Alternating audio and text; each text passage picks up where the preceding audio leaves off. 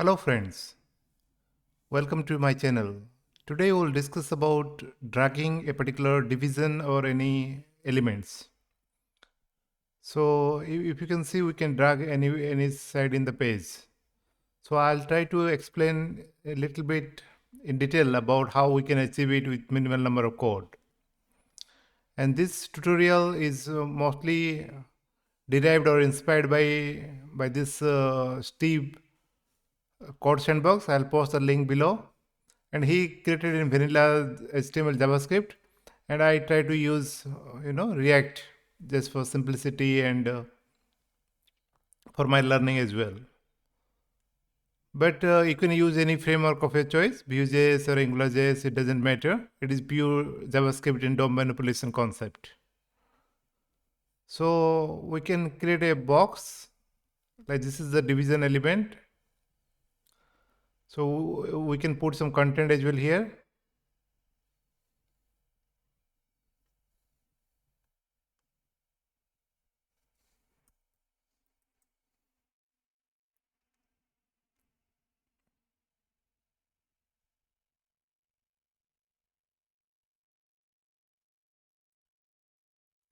Yeah, so the division can contain any values.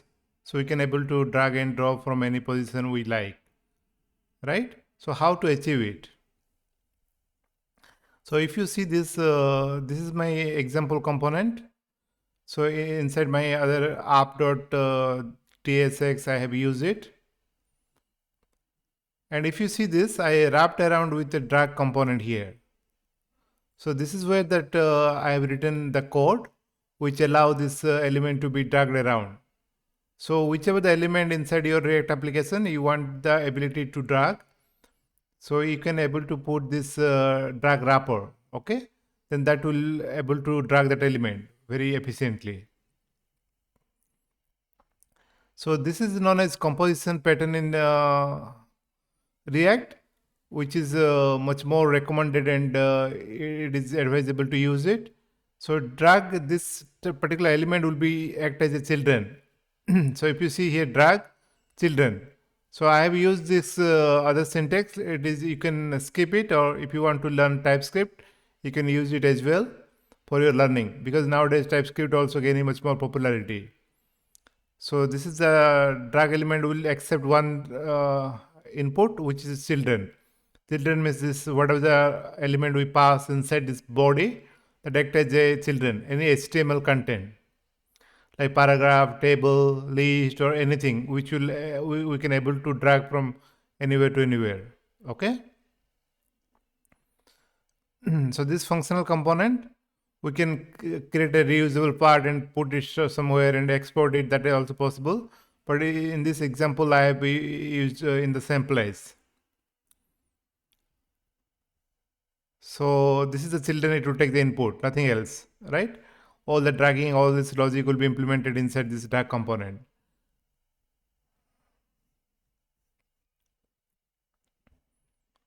So there are a little bit few things going on over here. Just to start with the render function,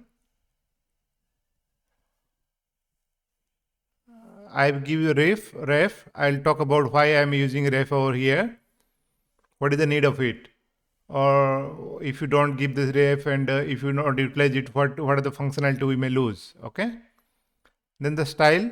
This should be responsible for applying the style. If you watch my previous video, I have explained one more example how we can use like transform and translate to move this object into x-axis or y-axis in a direction. Here we are randomly moving this, dragging this object, but inside this style, we are trying to manipulate that transform property. Transform is a CSS property where we can give the translate attribute of function call, which is we are using in this case. I'll in this few seconds I'll show that example as well. And these three event we are trying to catch. You may be familiar with the on change, on click, but in this example we are using some different event handlers or event handlers. For example, the pointer, right? This pointer is moving. So we'll first start with, if you point down, like if you click it, then this will be triggered, and pointer move. Then we can move around, this object will be also move. And if you release it, then drag will stop. So these three important pointer event we have to observe, and we have to manipulate based upon that. Okay.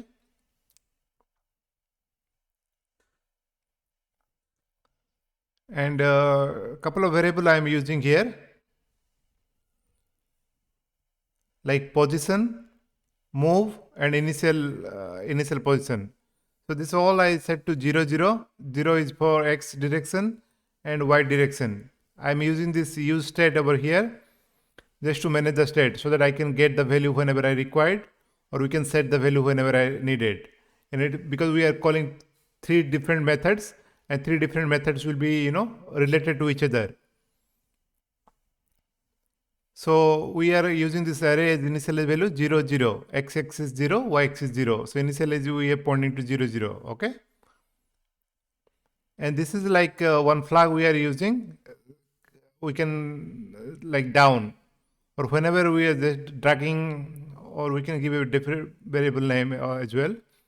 But down symbolize, like if you click it, initially it will be false. If you click a particular object, then we'll set to true. Whenever we release, we'll just tell to false.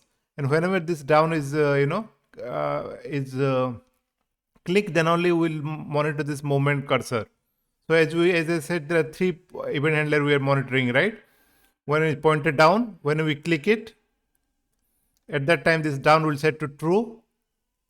And when we then moving, then we'll check this down is clicked or not. If it's true, then only we'll do some other calculation. Or whenever releasing, we're making it false. So this particular down will be helpful, just to keep track of it when we started dragging and when we stopped dragging, right? And this style particular variable or state we are using to, it is the empty object, and we'll assign the transform translate properties to move this particular division element. That is what the most of the code we are going to use. But the coordinate, it will take x and y axis, so we have to find out where to get it. Okay, so now start with the handle pointer down. If you see E, if you use JavaScript, you don't need to mention here. And I personally don't remember it, like how to get it, this particular TypeScript. If you hover the mouse over here in VS Code or any place, you point it down, so you can get this attribute. So here you can copy it, in this section event pointer, you can just simply copy paste, and this will work. So this is sometimes helpful for getting this, exploring this different autocomplete attributes. For example, if you do E dot, so which of the attributes is available is autocomplete coming very clearly. So this is one of the major benefit of using this TypeScript notation. Okay, coming to the logic. As I say, like this flag will just make it true. Then means we are keeping track of it. We started dragging. Okay. Then initially the position, like that x-axis, y-axis. This is like there are lots of different property, like x, y, and page x, page y, and there are subtle differences between those different coordinates. I'll create a dedicated video separately for explaining what is the subtle differences between this page x, page y, screen x, screen y, client x, client y, x, y coordinate. But for our dragging purpose, we're going to use client x, client y. Okay, that will take this position of the cursor efficiently. So wherever the position is there, so it will be, keep track of it. So whenever we click it, so at that moment we'll just capture this position and we'll set it to initial. And because we have not started moving yet, so just we already reset it to 0, 0. This is not essential, but just for track our mental model, we have to initialize again like 0, 0, so that the movement is not yet started. And this particular piece I'll come in later. So for the timing, you just ignore it. So here, like handle move, like if down, the down is false initially, but if it is true, if it is true, then you continue this logic. If it is false, it is a negation of false. It is true. Means if it is if you not clicked it and try to move the cursor, right, nothing will happen. So this will return immediately because we are moving this cursor most of the time, right? But we want to drag only if we click it, and then this down flag will be set in the previous here. If it is true, then only this will execute for the step. If it is false, then it will return. Then we want monitor those events. Okay. Okay. Then this I'll come in a second. I'll explain the final part of that. See, then what we'll do? Then set move we have to assign. Set move is the important point. Like how the coordinate is moving from that initial position, right? So we have to capture this, what is that E client X is that new position. And we have to minus with the initial position 0. Because initially we stored that initial position and we have to find the differences between that new position with the initial position. With the X coordinate, same we will do with the Y coordinate. Okay.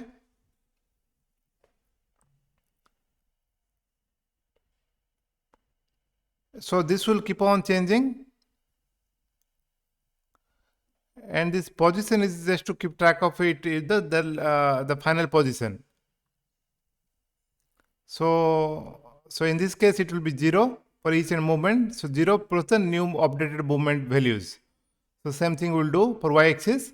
And this x and y-axis will be used in this in the style. So here the transform is the key, and translate 3. We can use translate 2D as well. Just normal translate, or in this case translate 3D we have used. Like here we're passing x-axis, y-axis that we got from this particular coordinates. Okay. So then in the handle pointer off, we just stop this flag as false, because even though you move this cursor, nothing will be tracked out. So our drag is complete. And we set this position as the latest position. So position X, initial position 0 with the latest move value. So we'll keep track of it just for reference, so that if you want to return to some other function, we can do that. But at this moment, drag is complete.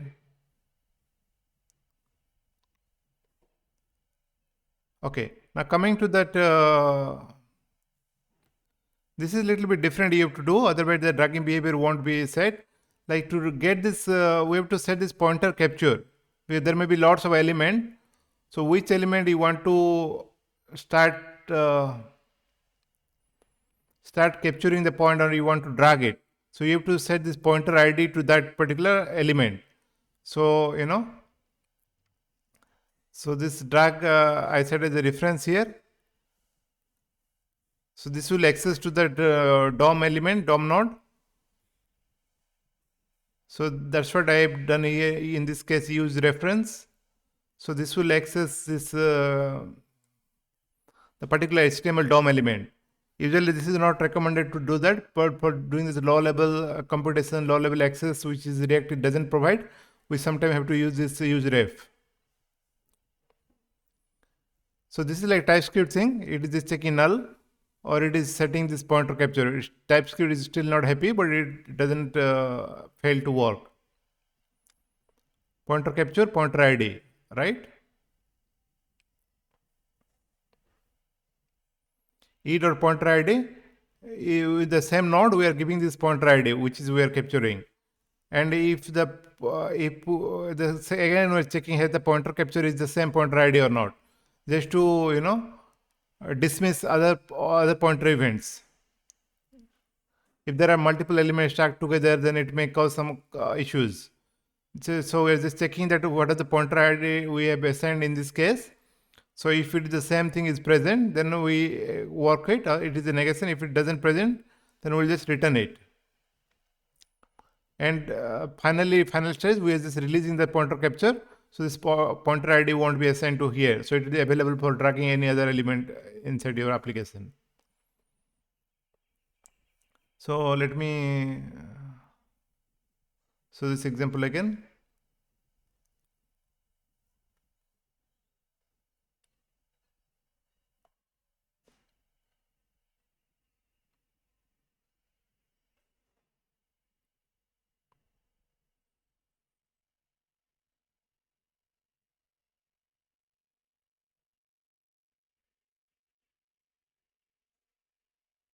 Okay.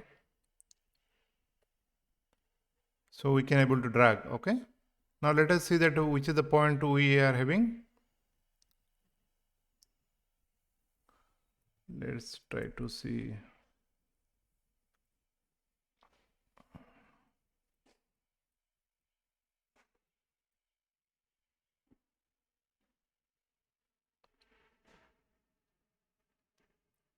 It is taking a bit of time for me.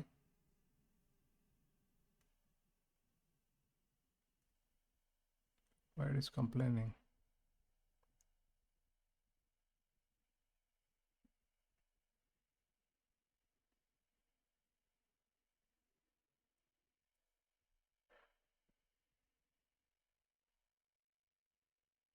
Oh, not here.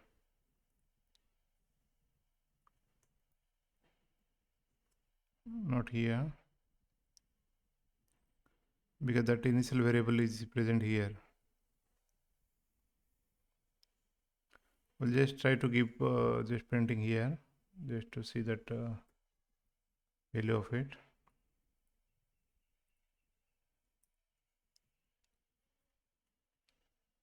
Yeah, C00. See this initial point. See, if you see that it won't change it. So whichever the point we will click it, it will set it. See 174, and this initial value won't be changed, right? And if you give like move, so move will start with the 0, but it will keep on changing.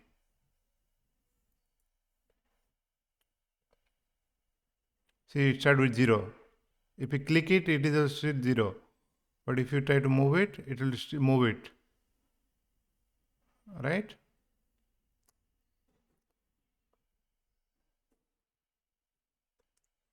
Now finally the point is position.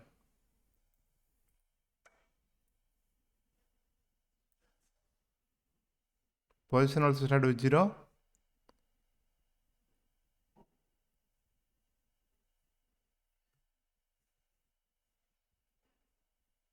But when moving, it won't change. Let me try to do that. When you are moving, it won't change. But if you stop it, so this value will contain. Okay. Now if you change it, the value will still retain that. Okay. Just to calculate the move position related to that new position. So if you stop it, then the value of the final position will be updated. So, you know, hope it is clear for you guys. So I'll post this link below, both the link, Steve link and my link. So I think you'll learn something today. Have a good day ahead, guys. Bye bye.